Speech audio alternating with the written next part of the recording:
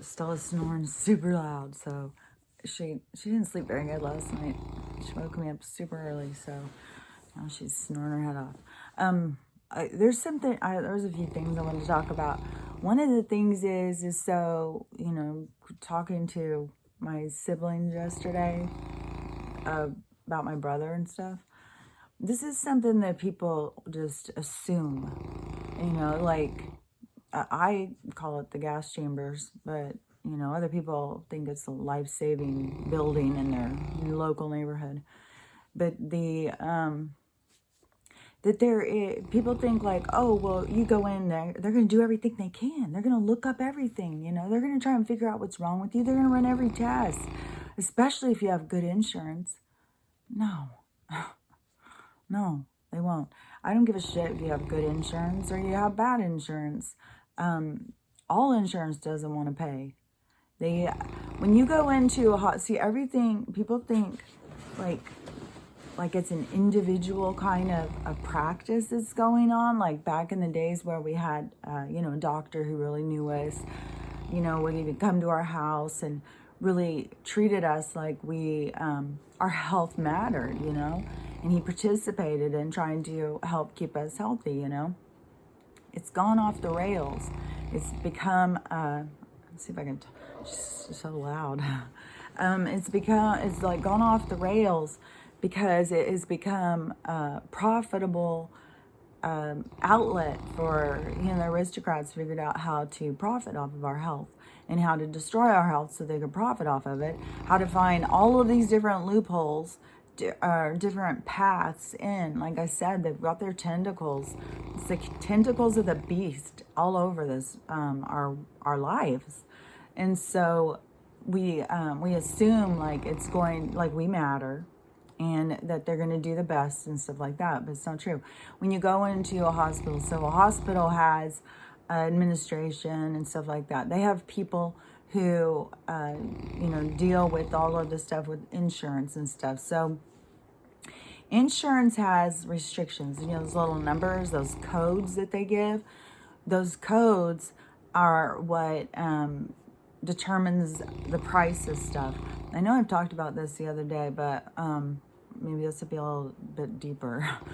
So they have these numbers, and they use those numbers to code out different diagnoses and treatment and stuff like that. Well, they come up with a plan, like a formula per se, like a recipe. Like you go into the hospital, then they're allowed to do these certain things. They're allowed to do these certain tests if this is the protocol. Like you come in and you've got stroke symptoms, and they're allowed to do, this test, that test, and this test. And the insurance will say, okay, but if all of a sudden they say, hey, we want to throw in this other test, then they can say, no, you have to have a diagnosis. You have to have a diagnosis code that matches that. So, that's not in the wheelhouse. I know. No, pretend like that's not going on. We're focusing on this. So, see, they don't take a whole broad look because that's not their concern. Their concern is not your health. Their concern is not if you're going to die. You're a number. There's no individual. It doesn't matter if you have a close relationship with your doctor and you go every fucking week. Some of them would barely recognize you on the street. They don't know you like you think that they know you. Like, I've worked around doctors. You can try and explain to them who the people are, and they're just, if you're super, super regular and your doctor always knows you and stuff, he probably genuinely really cares about you to a degree. But number one concern for him is paying his own bills. So when they have all of these restrictions and they have licensing, see how they bind us up with all of their programming and their licensing and the hoops that they make us jump through. So you have their restrictive kind of guidelines on protocol, and everything is about administration and making money. Even if it's a nonprofit hospital, it's all about making money. 100%. It's loopholes, it is lies. When you've got people who create foundations so that we will give our last fucking, last little bit of money. I mean, you've got people who would pay money to foundations for the poor and struggling over taking a vacation for themselves ever. They're very moved by helping other people. Well, when you find out all these foundations were a scam, they weren't even, the money was going straight to the richest people on the planet to do crimes against us, then, it gives you a kind of a different look on those things. But so many people, they don't have any idea. And they're just, paying this and paying that. And it's all the same. All these foundations go back to the same pocketbook and the same fucking disgusting people feeding off of it. So in the hospital, if you don't go in as the hardcore advocate, and most people don't have medical background. That's why you see all these people running around with these on. They don't understand. They think, oh, well, doctors wear them, then that's how they keep from getting sick. No, that's a lie.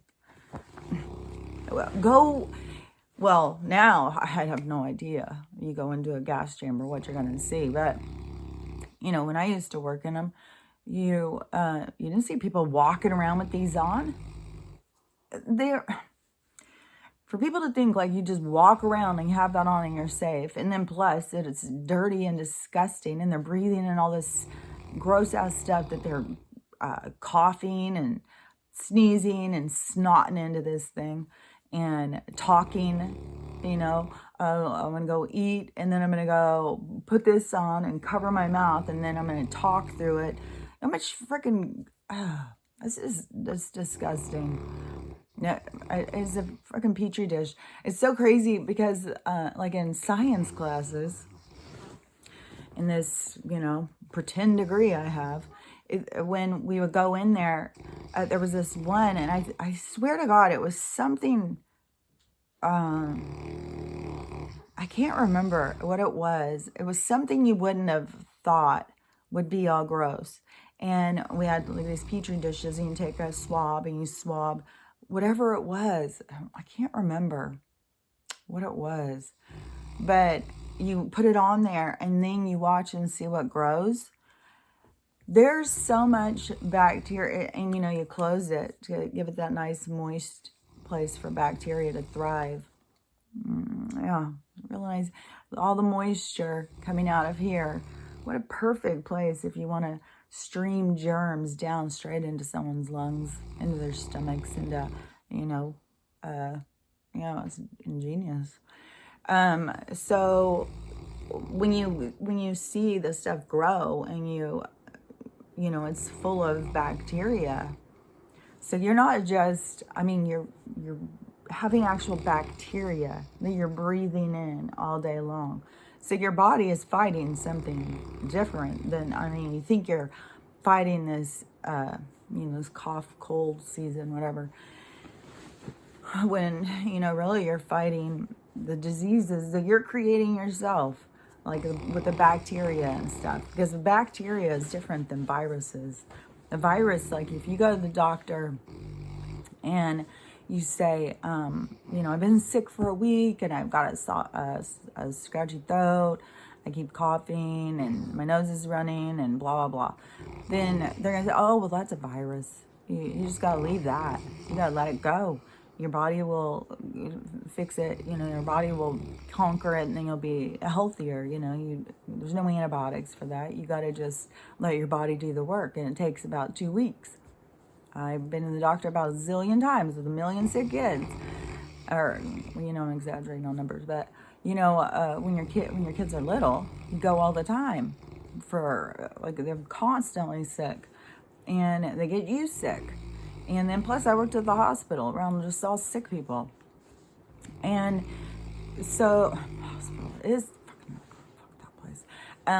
So the whole thing is that the putting that there, then that is, so you think you're blocking a virus, but it doesn't, because virus is smaller than the fabric. So somebody could come up and have a one and then sneeze in your face, even if you have that on. They could sneeze across your face. They could cough in your, I'm not going to say in your general direction or something, because people really think like this airborne thing, that means like it's just floating out in the air. Like it can survive just out floating in the air. That's not how it works.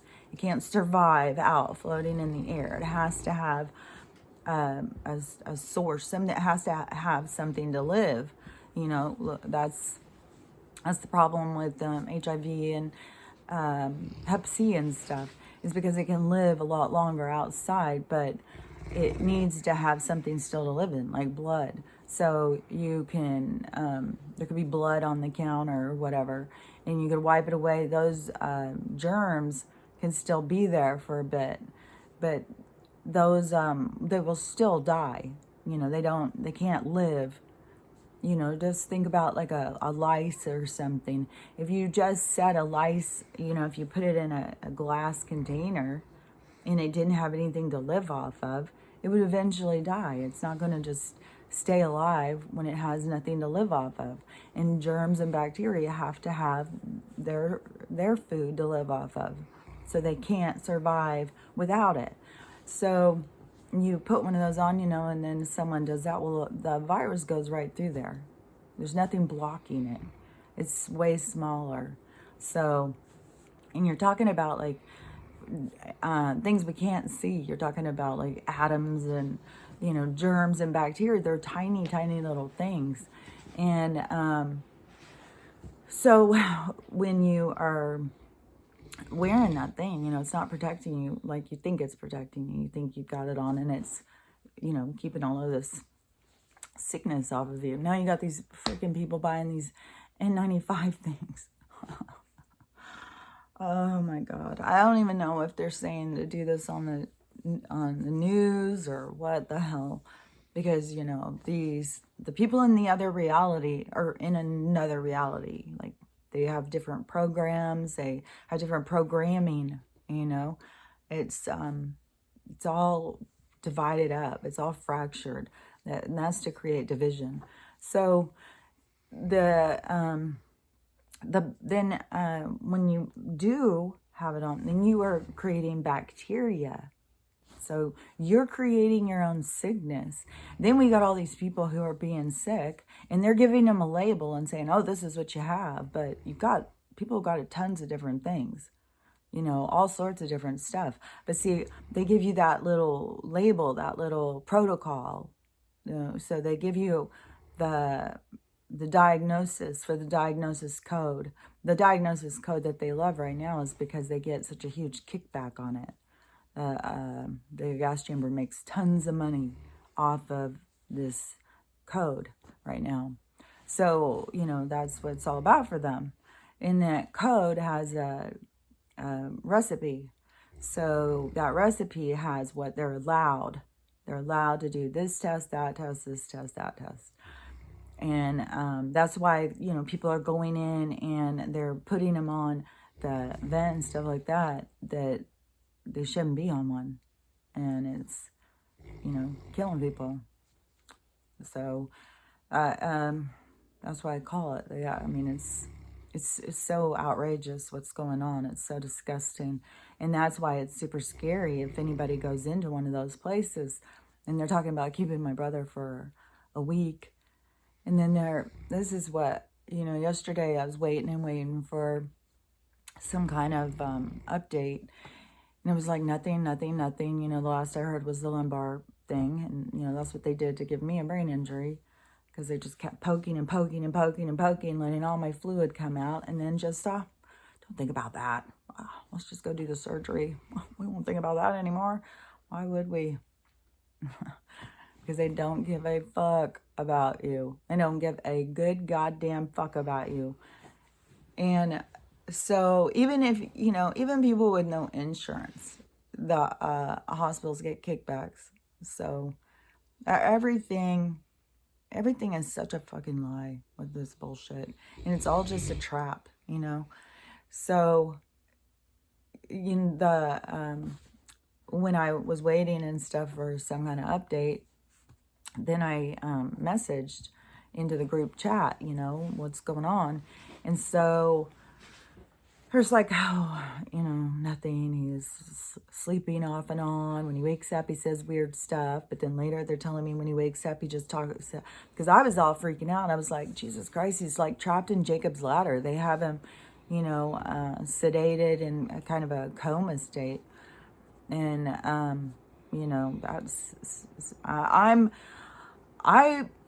mean, I don't care how crazy I sound, because it sounds crazy because people don't understand it. People don't get it. They don't understand who and what we are. They don't understand our capabilities. They only understand what this world is telling them, and this world is lying to them.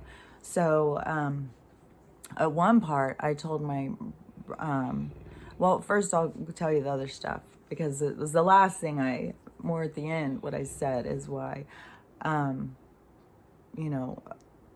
get to that. Anyways, when they were telling me, this stuff,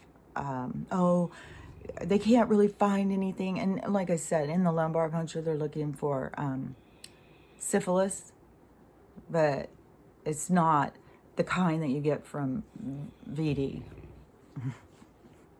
And some other weird thing too, that I know that they put in this shit. So sickening. So, they put all of this, because it's a science experiment, so, and all the different lots, and so there's different things. So, anyways, he's obviously in this experiment he's in Texas. Texas I saw as being, no power again today. I don't know. I don't even know all this stuff. Like, certain states are really being hit hard. I know I'm in one of them. But ours is being hit hard because our person is deep state. Some states are being hit hard because theirs isn't. So, I mean, there's no win, So, anyways, when I was talking to him, and I was saying, asking this and asking that, and saying, we need we want full toxicology. We want every fucking toxin. And I think my family's like, why? What would we do that for? It's like, well, because I know we're being poisoned, for one thing. But I said, there's a lot of autoimmune disease in my family. I'm not shitting you. A lot of autoimmune disease in my family. Even my aunt, who died at a young age from this early onset Alzheimer's, they even took her brain, and the scientists came and took it because they said that they thought that they would lead them to being able to cure some stuff, because something with the early onset Alzheimer's, which she had, which it was like an ordeal when that was all going on, because then at first they're like, it's mad cow, but then it keeps going, and she had traveled, over in Europe at the time when the mad cow thing, so they were all on the mad cow. And then but her granddaughter had MS by the time she was 18. And there's a lot of autoimmune in my family, like I said, but there was something that they said about the links genetically to the things and stuff. So, they were going to go and take her brain and do all these studies and stuff. But anyways, there's a lot of autoimmune disease in my family. And I know it has to do with the toxins, and it has to do, like I said before, my daughter has like a really bad metal allergy. And then my other daughter, who, her arm got eaten away taking one of those things, she is allergic, apparently, because that was the one that ate her skin away, ate her tissue away, because it's like the muscle and stuff too. It was tetanus. So she's like, I must be allergic to that. And they put those in the baby shots, and she got so sick as a baby with those things. And I wish I wouldn't have continued, but I just didn't know. Like, you're not awake until you're awake. And I can look and see all of the stupid shit I did when I wasn't awake, and things that I wish I would have done different. But, hindsight is everything. So when I was telling them, we need to get those toxicology reports, I got an opportunity to say a few things. My mom was in the conversation too, and she said, I think they're listening. I think that they're, so I wasn't going at like, hardcore over what I believe. I was just throwing some bait out, see what I could catch. And one thing I said was, you know, you need to tell, because his wife is German. She speaks English. She works and stuff like that. She's been over here for a long time. But still, there's, you know, if you're in a panic kind of state, it's very hard to understand somebody who's even speaking your same language, you know. So her daughter's doing, my brother's youngest daughter is doing the, you know, the whatever, the go-between, the advocacy work, whatever. She's the one who's talking to the doctors and stuff and asking things. And my one brother's a fireman, the one that is in California. He's a fireman. And so he has a lot of medical background. And I have medical background. And then, so I was saying, tell her to do this, tell her to ask this. And, you know, they're just going to be walking all over her because they don't give a shit. They don't care. You know, it has to be easy, and you have to push hard if you want stuff done that's different. And I don't even know if she's going to be able to, because you can go in and say, oh, well, we want to do this, we want to do that.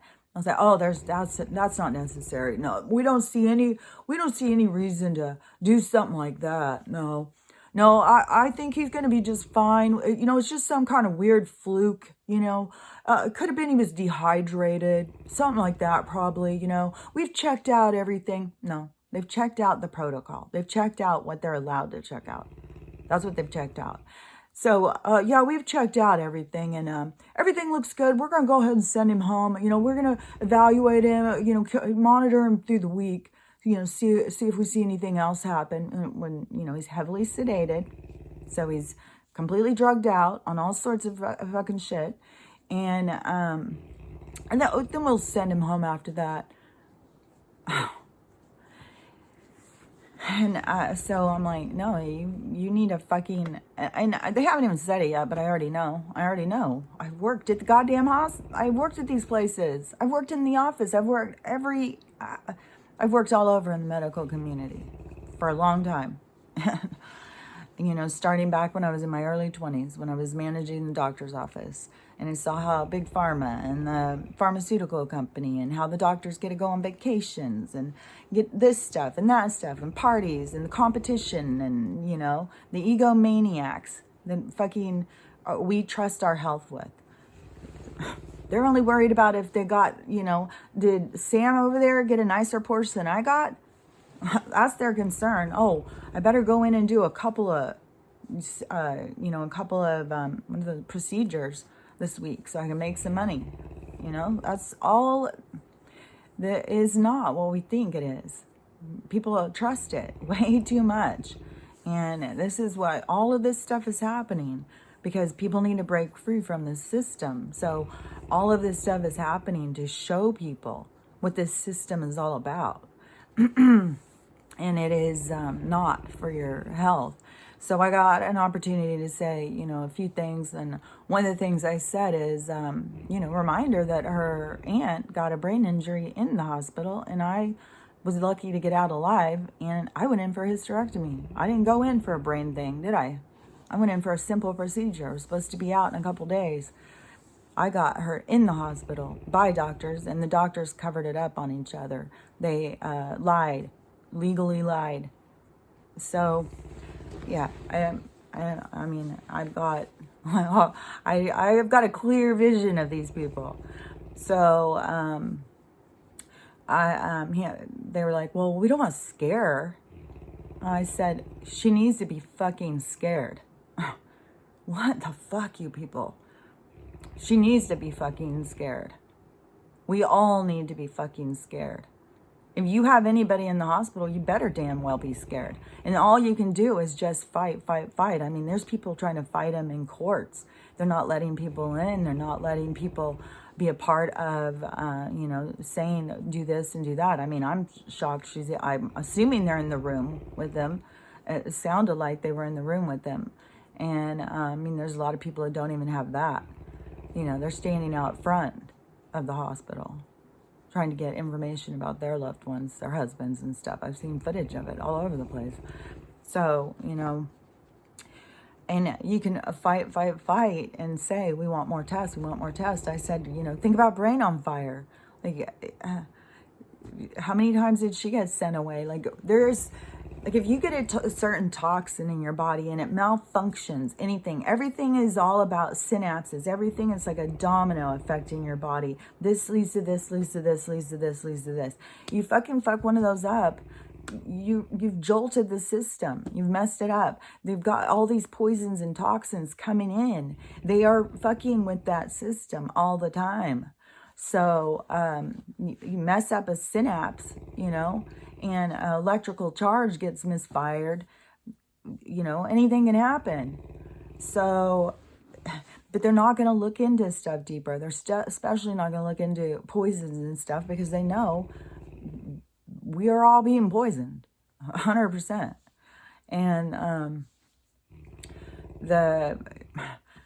don't know, we'll just see how it keeps going. I don't know. But it was that I said, what was it I was going to say that I said earlier? I should have said it right then. Let me think for a second. Because when I was talking to him, and I got a lot of opportunities to say things to get them to think a little deeper about some of the stuff. I cannot remember what it was I was going to say.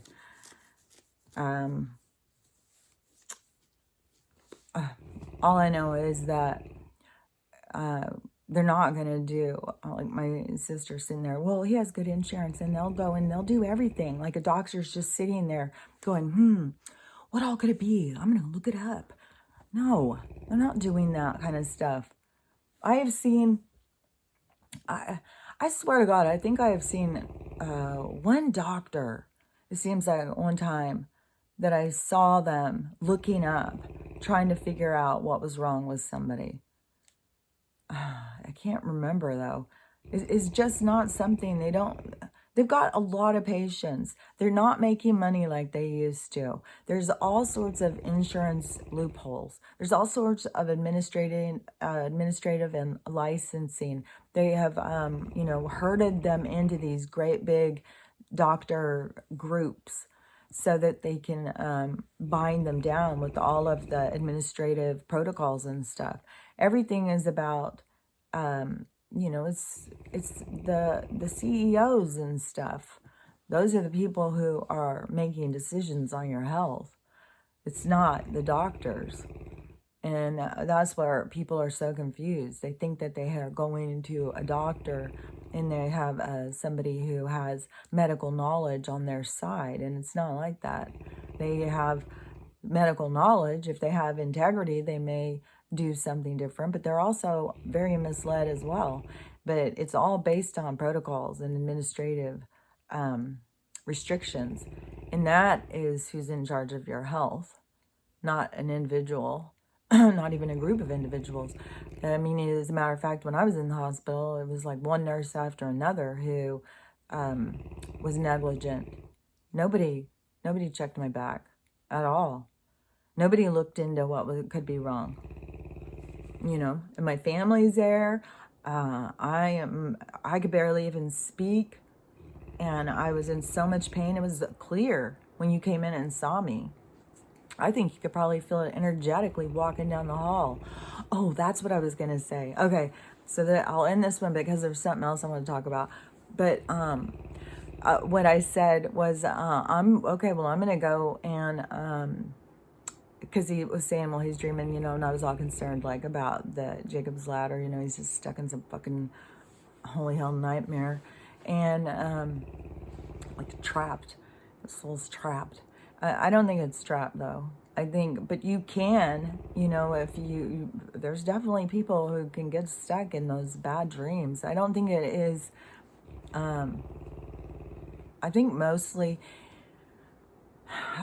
it just depends.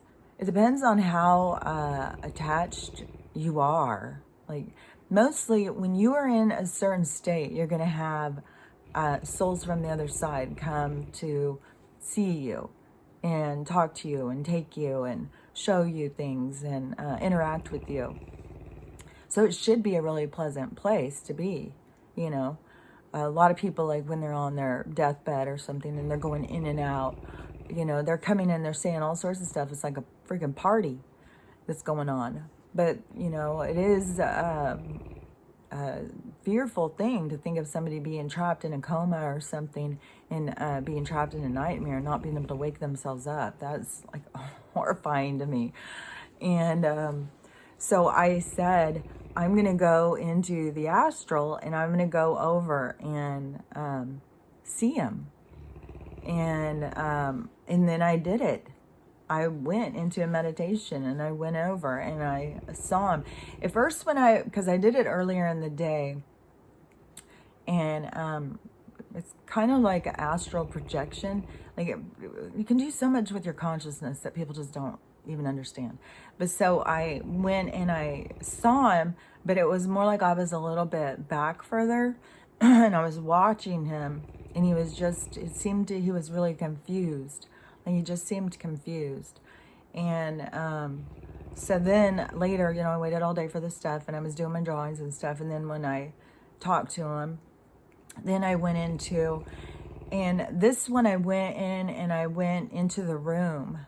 It's going to be, I'm trying to say it without crying. Because I went into the room, and I sat down, and I was bawling my head off when it was happening. I was like so emotional.